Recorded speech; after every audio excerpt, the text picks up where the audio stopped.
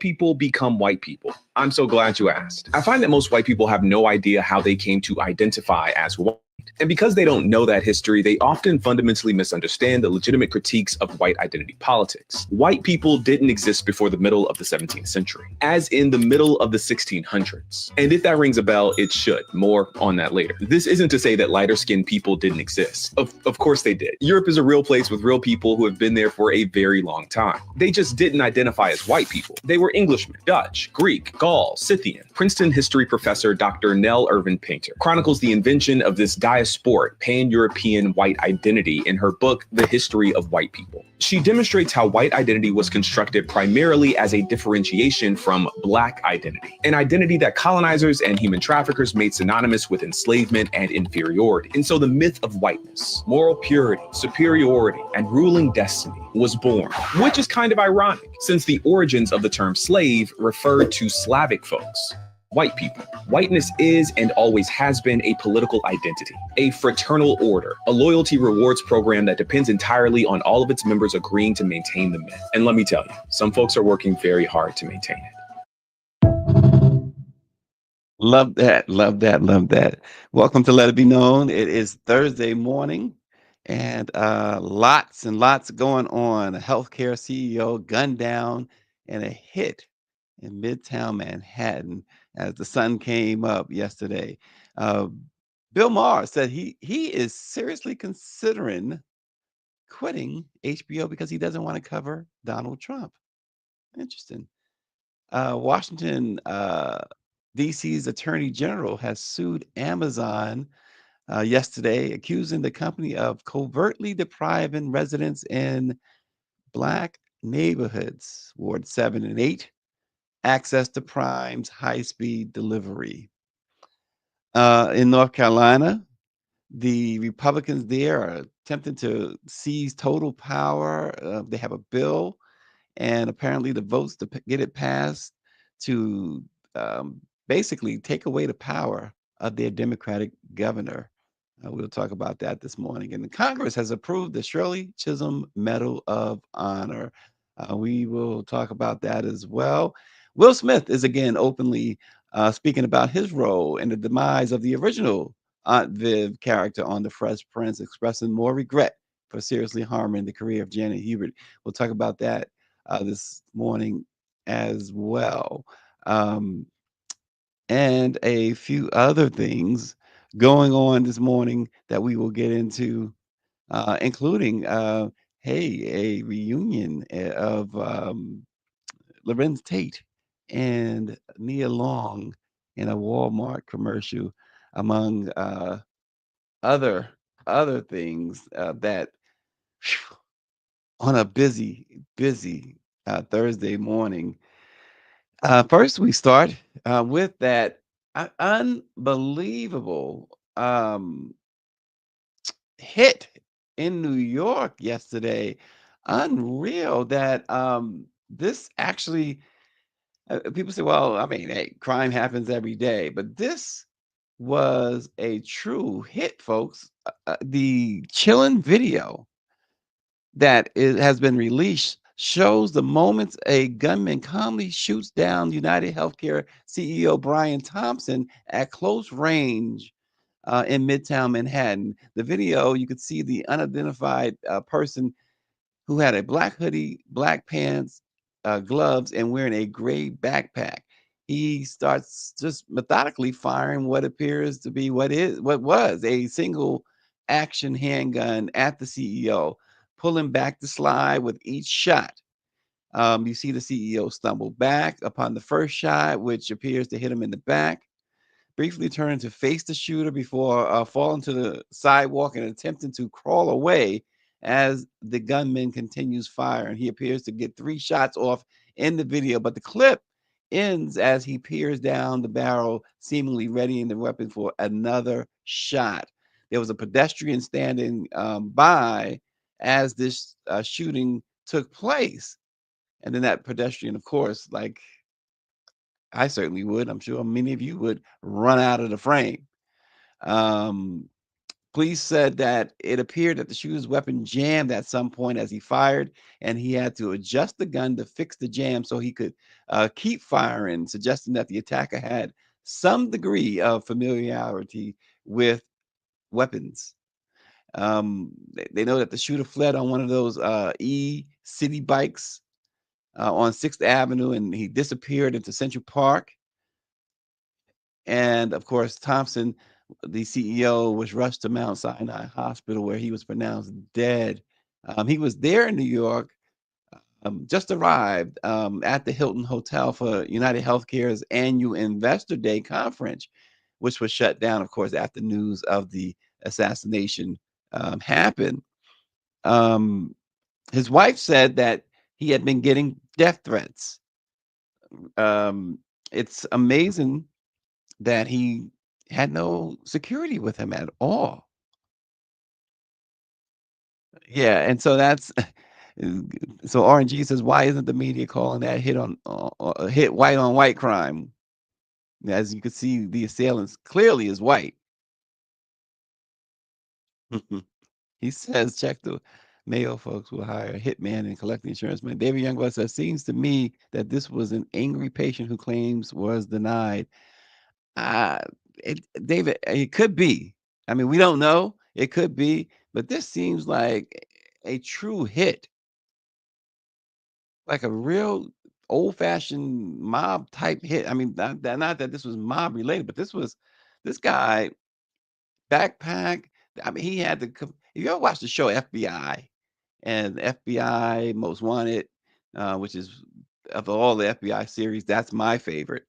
Um, this guy is like straight out of character, straight out of, that type of thing. Like he watched that show or something, and this is what you see on that show. And that's part of the problem too, right? People, what we see on television and the movies, people try to replicate. Yeah, this seems a lot bigger than a disgruntled patient.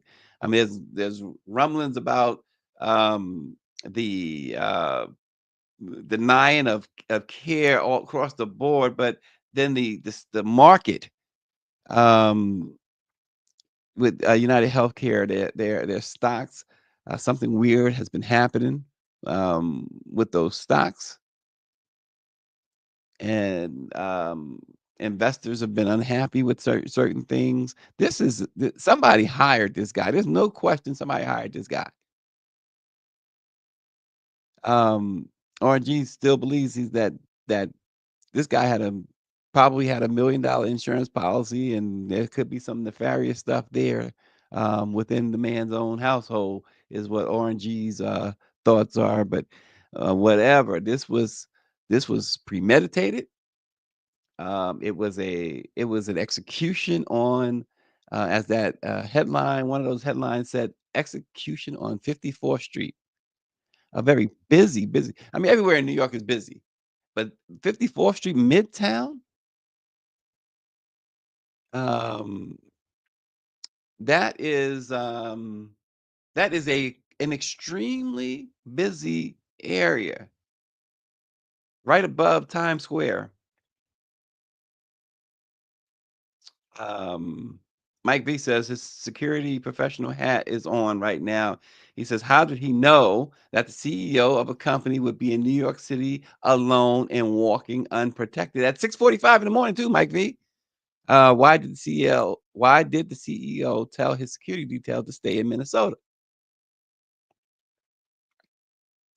So um, it's going to be interesting as this thing unfolds, as the investigation continues. This guy fled somewhere, and according to law enforcement, this guy was he knew New York, he knew the cameras. There's cameras everywhere, especially you go to Central Park, and the authorities mentioned that once he got to Central Park, he ducked out of view of all cameras, and it's pretty hard to do. It's pretty hard to do, because there's cameras everywhere. Um, yeah, he's projecting. Are you projecting, RNG? I 100% agree with Big Sis. She says every black man fitting the description would have been arrested already. Absolutely. Then you got that clown of a mayor in New York. Gosh, don't get me started on him. Let's move on. Don't get me started. But that was just so startling. Startling. RNG, I have to tell you, Greer says you're afraid that somebody's coming for that mattress money. He already started too this morning, Greer. RNG starts the first thing this morning. He says that um, it's these HBCU college graduates who are just graduating. He says, "Welcome to this cold world." He says, "After this week, reality sets in." He says, "Pay your parents back all that money that you borrowed and asked for." See, he's already going out. His son, the last time he reported to us, his son is on time with his student loan payments, but he's still not happy. What will it take to make RNG happy? Austin says this was like the mafia hit in front of Spark Steakhouse in Manhattan in December '85. Yeah, I remember that well. Of course, we've seen it reenacted in many TV shows and movies about the Gambino crime family. He says he wants his money, Greer. Um, but that was extremely brazen too. Perhaps even more brazen. I don't know. And back then, you had more mafia control of the city streets than you have today. So this was like extreme. This guy knew what he was doing. It looks like the only issue, the only hiccup for him, I should say, is that the gun did jam a couple of times, but it still did not result in the CEO, his life being spared. He was able to get off 3 shots and 3 deadly, fatal shots on the streets of New York. Mayor Adams, uh, don't you can't blame this one on immigrants or illegals or whatever you were trying to do to warm up and suck up to your would-be slave owner. Um, Bill Maher,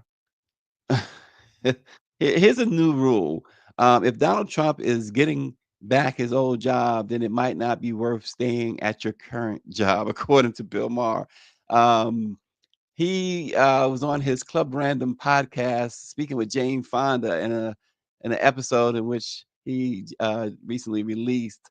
While interviewing Jane Fonda, Bill Maher expressed exhaustion at the prospect of covering Donald Trump's administration for the next 4 years. He says, "I mean, I just may quit."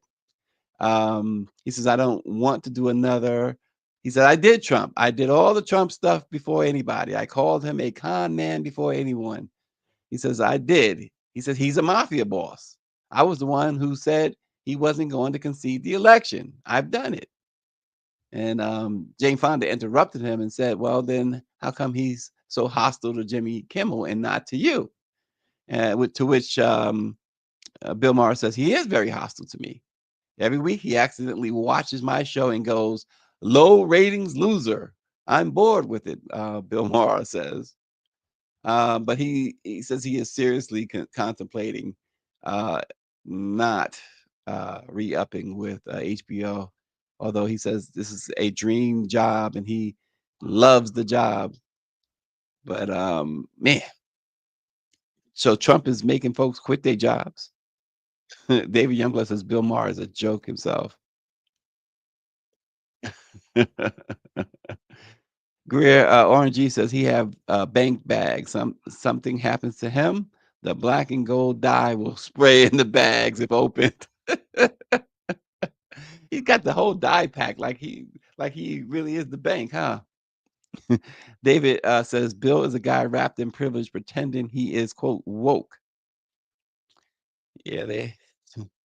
I just think that it's privilege itself. He's showing his privilege itself by saying he might quit a show that's paying him tens of millions of dollars. And Bill Maher has nothing to be concerned about with Donald Trump. In fact, come on. Trump loves these multi millionaires, and Bill Maher certainly is that. So I tend to lean on the side that Bill Maher is saying that just for more attention. He ain't going nowhere. Come on. Um, so if you live in a black neighborhood or Latino neighborhood, and you're wondering why your Amazon Prime delivery is not coming in prime time, it's all you have to do is call uh, your Amazon folks and give them your zip code. Perhaps maybe you don't want to give them your zip code because that is apparently what's um, driving them to not come. DC's Attorney General yesterday sued Amazon, accusing the company of covertly depriving residents in certain zip codes in the nation's capital from access to Prime's high speed delivery. The lawsuit from AG Brian Schwab alleges that since 2022, Amazon has secretly excluded two historically underserved DC zip codes from its expedited delivery service while charging Prime members living there the full subscription price. So they're paying for it and not getting it. Amazon Prime memberships program costs $139 a year and includes things like 2-day shipping and access to streaming content. Amazon is charging tens of thousands of hardworking Ward 7 and 8 residents for an expedited delivery service it promises but does not provide, the AG said. He says, while Amazon has every right to make operational changes, it cannot covertly decide that a dollar in one zip code is worth less than a dollar in another. Um, the Washington Informer is in Ward 8. Um, So I wonder, I gotta ask Denise, is she getting her packages? Yep, Mike V, Amazon Prime redlining. All of Southeast DC, Ward 7, Ward 8. Um, and this is not the only place in the country that it's alleged that they're doing this. Um, Michigan is another place, and there are a few others. But the lawsuit filed in DC was about DC, again, Ward 7 and 8, predominantly, overwhelmingly. We say predominantly, overwhelmingly. Which word is more, means more, overwhelmingly or predominantly? Whatever word means more is predominantly or overwhelmingly more Black folks in Wards 7 and especially Ward 8. And Amazon's like, well, hey, driver, you don't have to deliver there in 2 days, even though they paid for it. Boy, oh boy, this is another form of discrimination, another form of racist policies.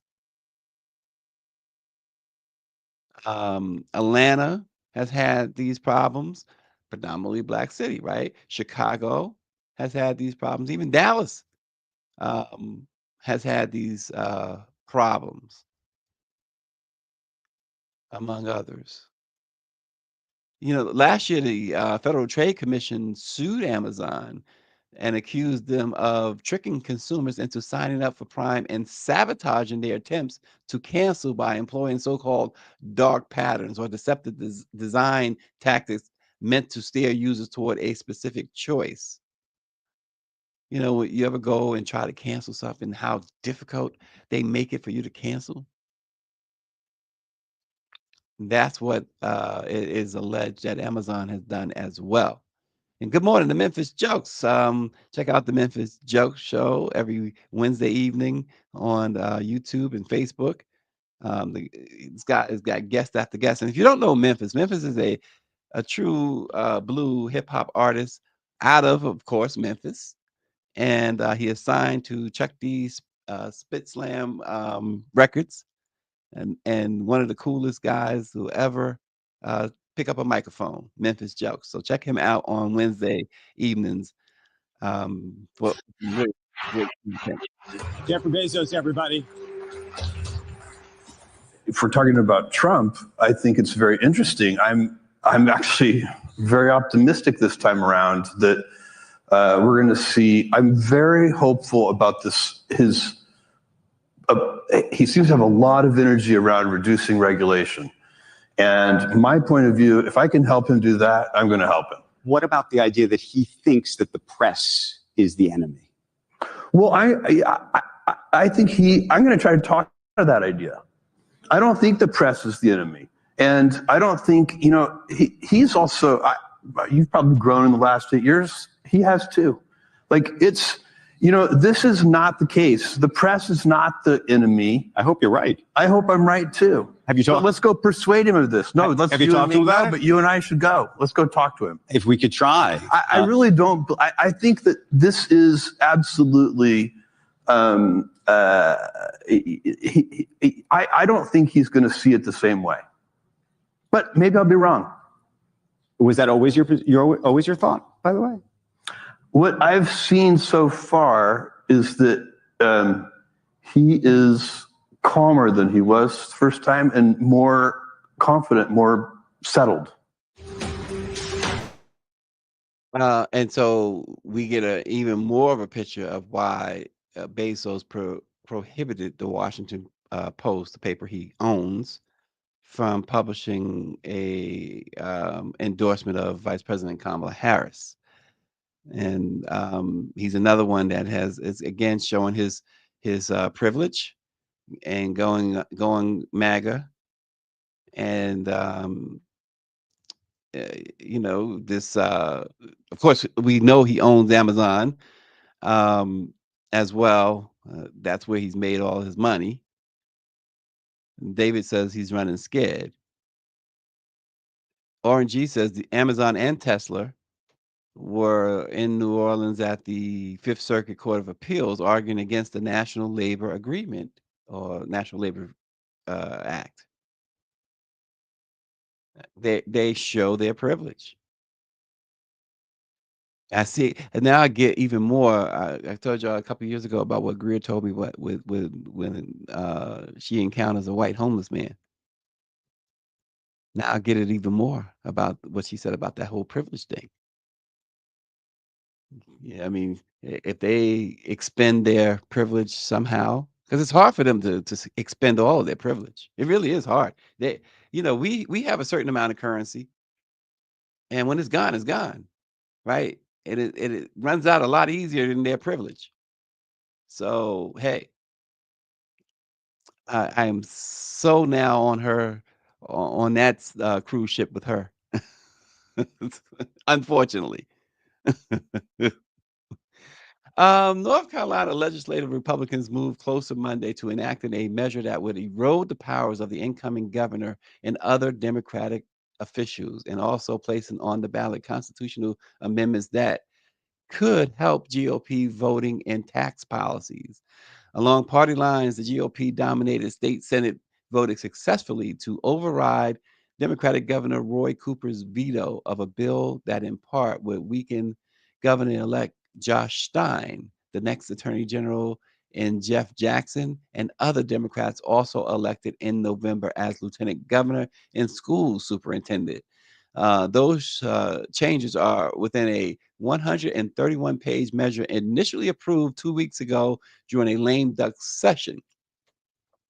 Republicans advanced the measure as their current veto-proof majority over Cooper likely will end after this month as Democrats won additional House seats.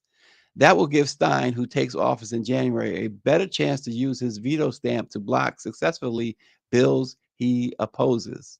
Cooper vetoed the measure last week, calling the bill a sham that does very little financially to help with Hurricane Helene recovery, even as disaster relief was included in the bill's title. He also said provisions altering executive branch powers were unconstitutional. One provision starting in the spring would end the governor's authority to appoint the state board of elections and transfer it to the state auditor, who will now be the Republican Dave Bolduc. Once again, I mean, this sounds, and I'm pretty sure it's got to be unconstitutional, as the governor believes it is. But here's what I will say: they are losing their power. It appears that the GOP is losing their power in North Carolina. They're the outgoing, right? Outgoing. That means that they got to get everything done this month, and they are throwing and everything but the kitchen sink out there so that they will have their way later. They're setting things up for the future. They know that they're losing their uh, veto proof majority. So they're doing something about it. This is what I keep saying about this outgoing administration, the president. What are you doing? I saw the Grio. There's a story on the Grio about the calls for Biden to not only to do pardons, but to formally apologize for slavery and to make some certain declarations before Trump takes office. Democrats are so doggone weak. They want to still play by the book when the book has been burnt years ago. Tomorrow, in fact, looking forward to our conversation tomorrow. We are scheduled to have the director of Black media for the White House, Roderica Applewhite, on tomorrow morning. So tune in tomorrow morning. Looking forward to that discussion. Wonderful, wonderful, wonderful individual who, again, we've said it before, really hope that she lands squarely on her feet. And I mean, this is an extremely intelligent young Black woman who is, who has thrived in her current position. Obviously, that position will no longer be. Anything like it will no longer be in the new White House come January 20th. But we certainly are hoping for the best for Roderica, and knowing that she has so much going for her. So we'll see. Perhaps she can shed some light or give us a little insight on what she may have planned going forward. U.S. Senator LaFonza Butler and California Representative Barbara Lee last night announced the passage of bipartisan legislation that awards the Congressional Gold Medal to the late Shirley Chisholm, who, of course, as you know, was a pioneer in American politics and the first Black woman elected to Congress in 1968.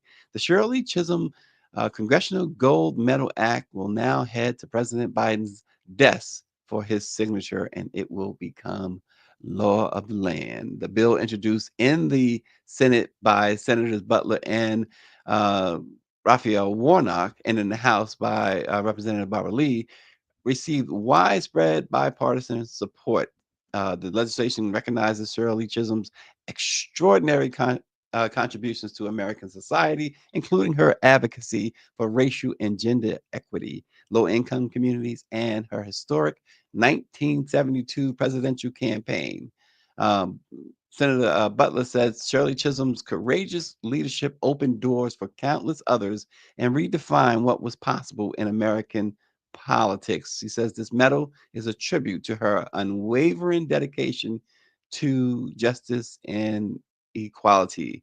Barbara Lee, of course, was a protege of Shirley Chisholm, and she said, as the first Black woman elected to Congress and the first to run for president from a major party, Shirley Chisholm's legacy is unparalleled. Her motto, unbought and unbossed, continues to inspire leaders today. Um, 7 terms representing New York's 12th congressional district. Shirley Chisholm spent 7 terms. She introduced more than 50 pieces of legislation and was a vocal advocate against the Vietnam War. So Shirley Chisholm, I mean, we can go on and on and on about Shirley Chisholm, as you know. She wrote in her book, The Good Fight, that I ran because someone had to do it first. So there you have it. Shirley Chisholm, legislation passed, formally acknowledging her and awarding her the Congressional Gold Medal. Um, Mike V says he's recommending that we watch the documentary Wilmington on Fire. Okay. And something. Okay, we'll get to that. We'll get to that. But Wilmington on Fire, Mike, you're gonna have to tell us about Wilmington on Fire. I'm gonna have to. I guess I gotta have to check it out. The title of it is extremely provocative, to say the least. But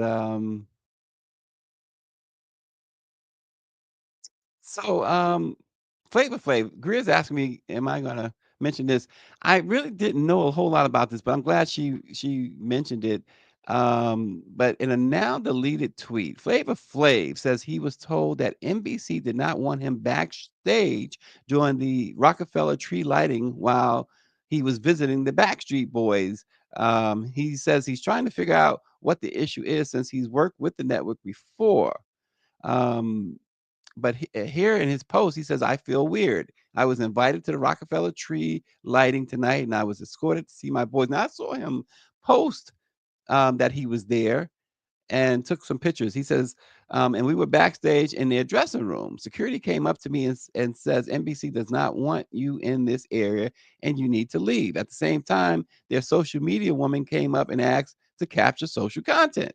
What did I ever do to NBC or anyone? All I ever do is try to spread joy and love. And I think I did that for NBC at the Olympics. Absolutely. Absolutely. That's kind of weird. As Flavor Flav himself said, it's weird.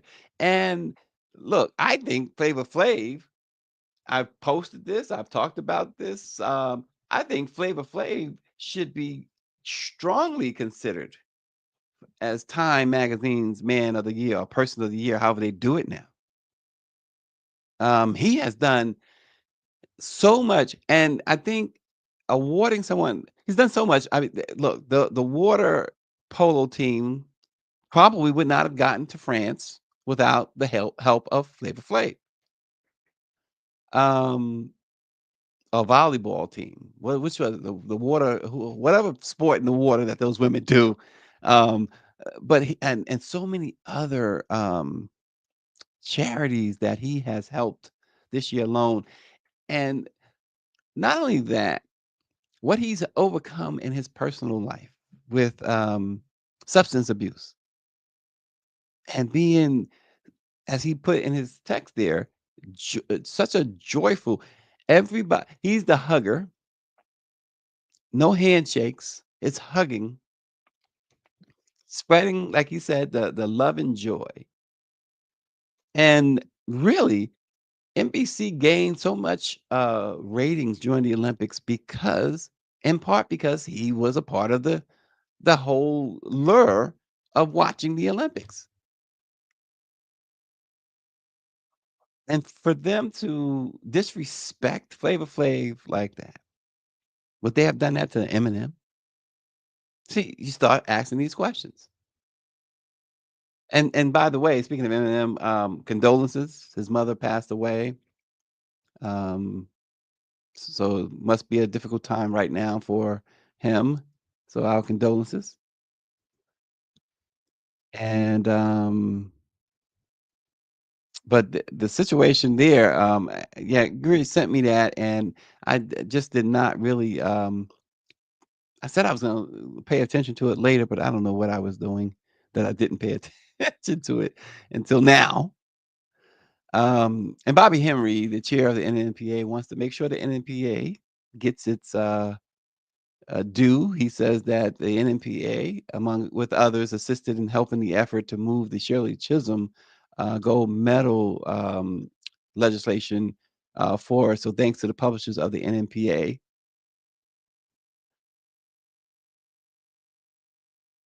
And yeah, and Flavor Flav, Flavor Flav is a friend of Let It Be Known.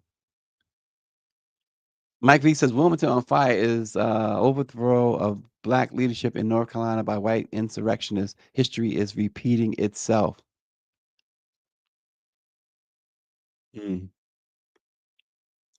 Orange E says you have to check out the boycott of Roscoe's Chicken and Waffles. The new owners are Trump supporters in Long Beach, is where the boycott started.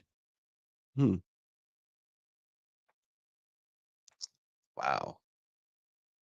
So how that doesn't even fit, right? In Long Beach too. It doesn't even fit. You got MAGA folks owning a Roscoe's Chicken and Waffle. It's just mm, wow. Yeah, we'll take a peek at that. We are taking the show on the road, folks. We are we won't be too far from Roscoe's Chicken and Waffles. Greer and I are after tomorrow's show, we are vacating the premises. We are headed to Las Vegas, Nevada. We are doing a special in Las Vegas. Has everything to do. We kind of teased it a bit, and we'll tease it a little bit more now since I mentioned it with Michael Jackson. In connection with the Michael Jackson estate, we are working in concert with them on a special project. And you guys will see that project unfold very, very soon. We are headed out tomorrow. Well, I'm out tomorrow. I don't know. You know, Greer, she's probably got like gonna have access to like Air Force One or something. So she'll come like an hour before or something like that. So she'll be all right. um, RNG says they have a 12-foot Trump inflatable and they removed the Obama order off the menu there. Wow. Greer says I'm a hater. I mean, look, you got all this security and Air Force One, and I mean, I need some of that. I need some of that. Shoot. Maybe I should tell Joe Biden and he tell him I'm his I don't know, tell him I'm his national security advisor. He probably sleep or something and just say, okay, sure, go ahead, use Air Force One. No problem. So hey, why not? Um, but that Roscoe situation is really, really crazy.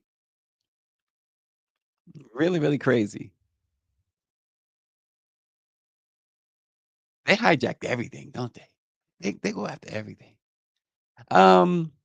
Whether you watched it happen live or noticed a shift while watching reruns, the recasting of Aunt Viv, Vivian Banks, commonly known, of course, as Aunt Viv on Fresh Prince of Bel-Air, is a moment many of the viewers probably won't forget.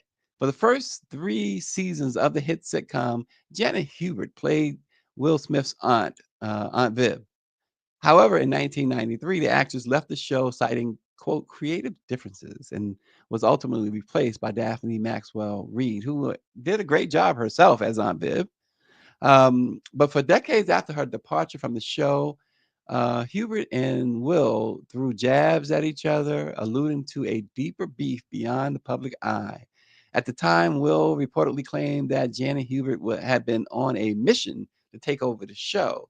But now, in a new episode of Vice's Black Comedy in America, Will, who also served as the show's executive producer, opened up about his contentious relationship with the actress, um, where he says, I made a horrible error and misjudged her value, her power, and beauty in the show.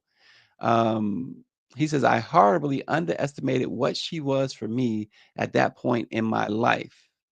If you remember in 2020, the two reconciled their differences during an emotional segment of an HBO Max special celebrating the hit show's 30th anniversary.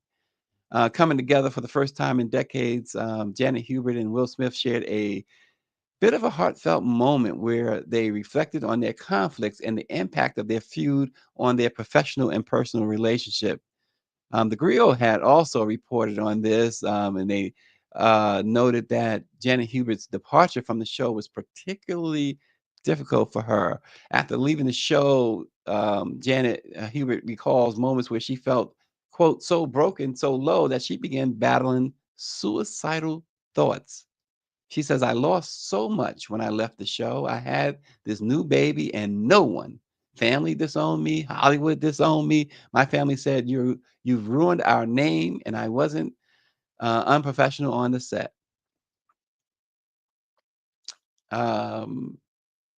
She says, I just stopped talking to everybody because I didn't know who to trust. I had been banished. They said it was because, and now she's talking to Will. She says, it's because you banished me, because you were Will. You were a kid. It was hard. You took all of that away from me with your words. Words can kill. She says, I lost everything, reputation, everything. She says, I understand you were able to move forward, but you know, those words calling a Black woman difficult in Hollywood is the kiss of death. It's hard enough when you're a dark-skinned Black woman in this business, she said. And they had a heart-to-heart finally. And now they say that they speak almost every day. They text back and forth. And she still thinks about, she says, that little 21-year-old boy that was Will, and how much that they could have done for each other over the course of their lives. I mean, look, Will is a major, he is one, he's in a different class of superstars. He's a major superstar. Yes, but his life, as we've seen publicly, has been somewhat of a mess. And so I surmise that that's somewhat what Janet Hubert is talking about, that he lost from this. Someone who would tell him the truth. And that's what a lot of these celebrities lack. Is someone, all they have is these yes people around them, tell them everything that they want to hear. I mean, people with the worst plastic surgeries have people that they pay just to tell them they look good. But yes, I agree that it's nice to see them continue to hug it out, and that they have now forged this relationship. But just like Monique, a check, I believe, is owed to Janet Hubert. A sizable check, one that I believe Will is more than capable of writing. And look, let's face it, doesn't have to. If you don't want to write a check, here's what you can do. You've got so many hit movies coming up. Put her in those movies. Give her a role. She's an extremely accomplished actress. She's also classically trained. She's a Broadway trained as well. Look, there are ways in which you can compensate. And I'm listen. Far as we know, maybe he has or is planning to do so. Mike V says Black folks gonna work it out. There you go. Fellas gonna work it out. So, but it was really good to see this reunion, this public, very public, coming to terms and apologizing, and putting the shifting the gears in the right direction for these two.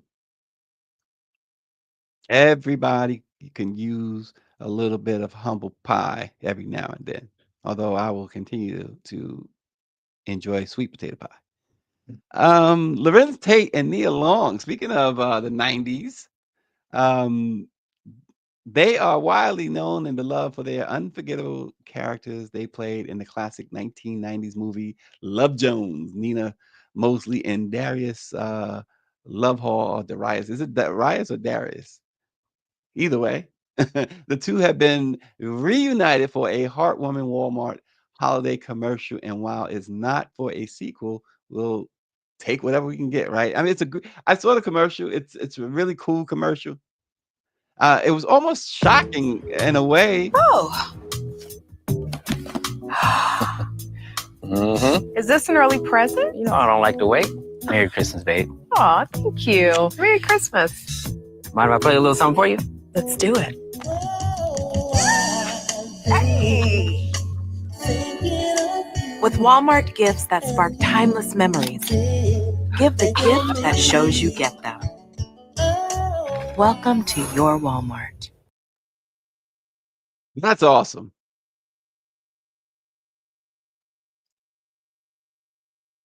That is awesome. I just think that the two amazing actors here, and Lorenz Tate, I've always been impressed with him, and Nia Long, extremely talented individuals. It's really really cool to see. It really is. Um, Yeah, Mike V, exactly right. The same Walmart who dropped DEI from their business initiative. Unbelievable. Yeah, so they're gonna do some reunions with other like Gilmore Girls and SpongeBob stuff we don't care about. But this caught our attention. Um, they said that they think Lorenz said that I think fans have been waiting for this for a very long time, and um, that they are thrilled to see the characters back together. Um, so it's pretty cool. It was pretty cool. Love Jones grossed only $12.7 million at the box office worldwide, but it has gone on to become a classic. And Nia Long said it's relatable because everyone wants to fall in love, and the movie encapsulates what it feels like to fall in love. And we know Nia, of course, um, had that very public situation with the ex Boston Celtics coach, um, who did just the most heinous thing you could do. Yeah, I agree with Greer. He says we got to be careful about the trick that companies do. Um, yeah, yeah, they want to. Let me paraphrase that. She says they want to. I'm paraphrasing. Bleep on us and lure us in with sentimental stuff. Yeah, exactly, exactly. And David Youngblood says nice commercial, but can see a picture of your board and C-suite. Can I see a picture of your board and C-suite personnel? Exactly. Yeah, he cheated on the great Nia Long. You know, they. I said it at the time, and not it's certainly not defending that idiot joke of a coach. Uh, but how do you stay in a relationship forever? Talking about you engaged. It's either poop or get off the pot. Nia should never have let that man try to hold her down that long. And look what he did. What a disgrace. He will never live that down, and he shouldn't. What a disgrace. I had to and who kept their job? Who kept their job? Yeah, need I say more? And RNG says what you say, Greer. Look at Walmart roll back DE and I and give us a commercial. Must be the last DE and I commercial. I respect the actors, but I wouldn't shop at Walmart to save mankind. You and me both. You and me both.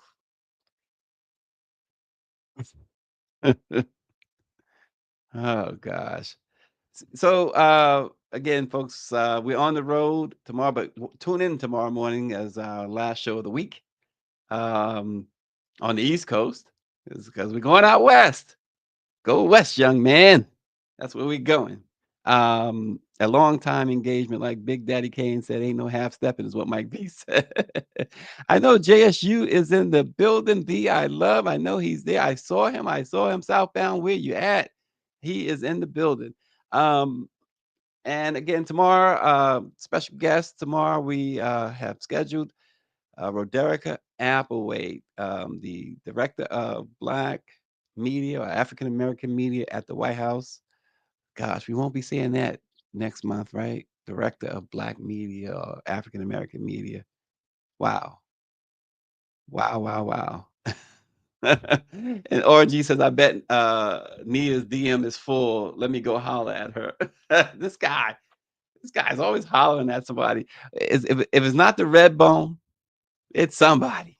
He's always hollering. Look, student loan interest need to stop. RNG, cancel that student loan debt. Let your son live his life. And we will end it today right there. We will see you again tomorrow morning. Join us on Let It Be Known.